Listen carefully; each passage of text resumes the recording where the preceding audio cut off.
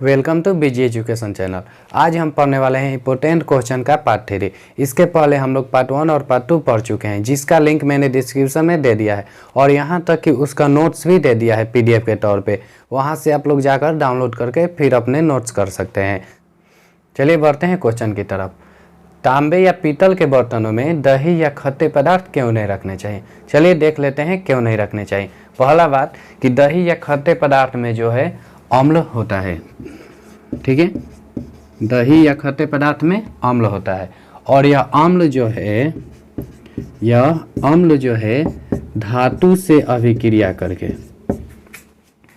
लवण और hydrogen gas मुक्त करता है या बनाता है। चलिए देख लेते हैं कैसे लवण और हाइड्रोजन गैस बनाता है। अम्ल, इसको HCl भी लिख सकते हैं, हाइड्रोक्लोरिक अम्ल। और धातु सोडियम को ले लेते हैं, ठीक है, सोडियम धातु को। इसकी अभिक्रिया करा रहे हैं आपस में, तो ये जो है Na जो है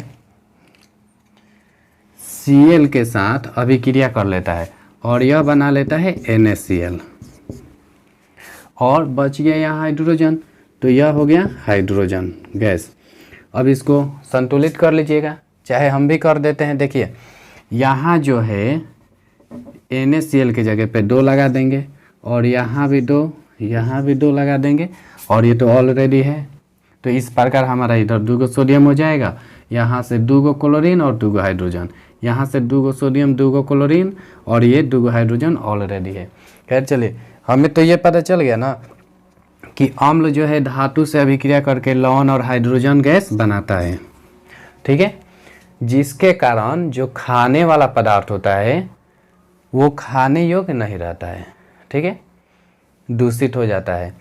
और साथ ही दही या खट्टे पदार्थ को तांबे के बर्तनों में रखा जाएगा तो ये बर्तन को संक्षारित कर देते हैं, बर्तन को संक्षारित कर देते हैं, यानी उसका रंग खराब करने लगते हैं, ठीक है। इसलिए तांबे या पीतल के बर्तनों में दही या खट्टे पदार्थ नहीं रखने चाहिए। एक बार और बता देता हूँ, दही या खट्टे पदार्थ में अम्ल पाया जाता है या अम्ल होता है। अम्ल धातु से अभिक्रिया करके लवण और हाइड्रोजन गैस बनाता है, जिससे पदार्थ जो है खाने योग्य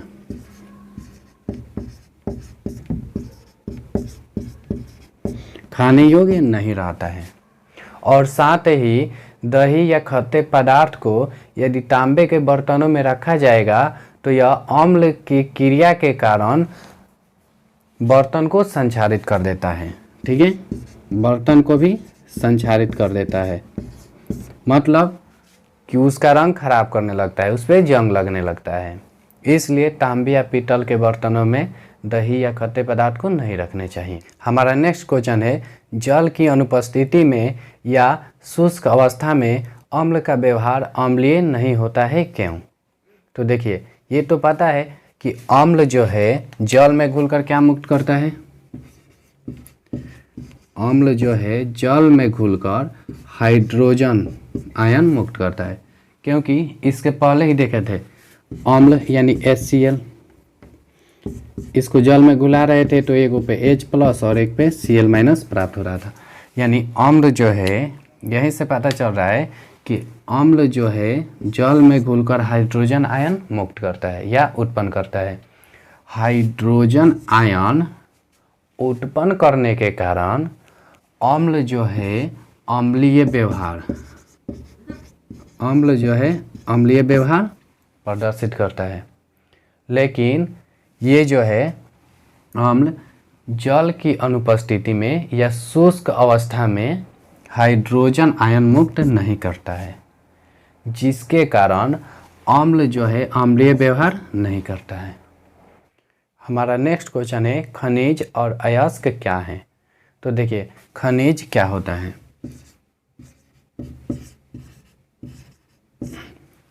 बोलते हैं कि पृथ्वी से प्राप्त होने वाले धातु युक्त पदार्थ को, पृथ्वी से प्राप्त होने वाले धातु युक्त पदार्थ को खनिज कहते हैं।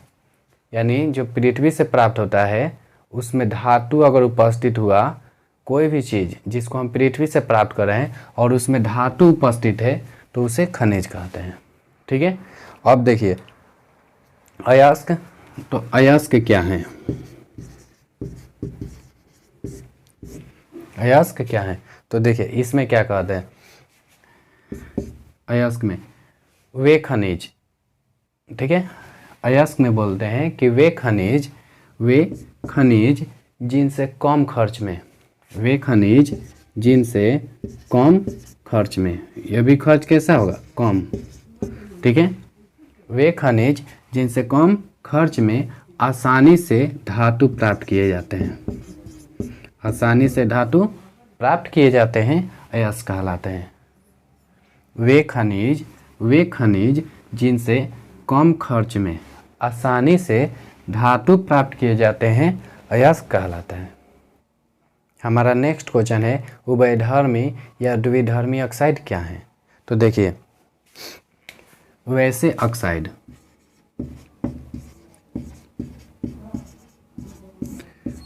ऑक्साइड जो अम्लीय एवं क्षारीय, वैसे ऑक्साइड जो अम्लीय एवं क्षारीय दोनों के गुण प्रदर्शित करते हैं उसे द्विधर्मी ऑक्साइड कहते हैं। वैसे ऑक्साइड जो अम्लीय एवं क्षारीय दोनों के गुण प्रदर्शित करते हैं उसे द्विधर्मी ऑक्साइड कहते हैं। इसके पहले वाले वीडियो में जिस प्रकार उसका नोट्स जो है पीडीएफ के तौर पर डिस्क्रिप्शन में दिया गया था, सेम इसमें भी वैसा ही होगा। जितना भी आज क्वेश्चन पढ़ाई हुआ है उसका नोट्स पीडीएफ के तौर पे डिस्क्रिप्शन में दे दिया जाएगा। आप वहां से जाकर डाउनलोड कर सकते हैं और अपना नोट्स बना सकते हैं। चलिए फिर मिलते हैं नेक्स्ट वीडियो में।